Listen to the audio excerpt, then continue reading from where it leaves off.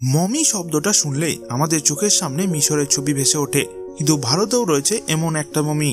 1975 সালে এক শক্তিশালী ভূমিকম্পে কেঁপে উঠেছিল হিমাচলের স্পিতি ভ্যালি। ভূমিকম্পের পর ভারতীয় সেনারা যখন ক্ষতিগ্রস্ত রাস্তা ঠিক করছিল, তখন সেনাকর্মীদের যন্ত্রের আঘাতে মাটির নিচে খুঁজে পাওয়া যায় একটা খুলির অংশ। ঘোড়াকুড়ি চালাতে বেরিয়ে আসে এক আশ্চর্যজনক মমিফাইড দেহ। দেহটি বসে থাকা অবস্থায় ছিল, এক হাত হাঁটুর ওপর আর হাতের মুঠোর ওপর চিবুক রাখা, ঠোঁট খোলা, দাঁত দেখা যাচ্ছিল। অবাক করা ব্যাপার হলো তার চামড়া তখনও অক্ষত ছিল, এমনকি তার চুল ও নখ বাড়ছিল। পরীক্ষা করে জানা যায় এটি 1400 শতকের এক বৌদ্ধ ভিক্ষুক সাঙ্গা তেনজির দেহ। ডিএনএ পরীক্ষাতেও সেটা নিশ্চিত হয়। আর সবচেয়ে চমকপ্রদ ব্যাপার, তিনি নিজেকে জীবিত অবস্থায় মমিতে পরিণত করেছিলেন। এই ধরনের বৌদ্ধ সন্ন্যাসীরা বিশেষ এক খাদ্য অভ্যাস অনুসরণ করতেন। তারা চর্বিযুক্ত খাবার বাদ দিয়ে শুধু ফল, বাদাম ও ভেষজ খেতেন।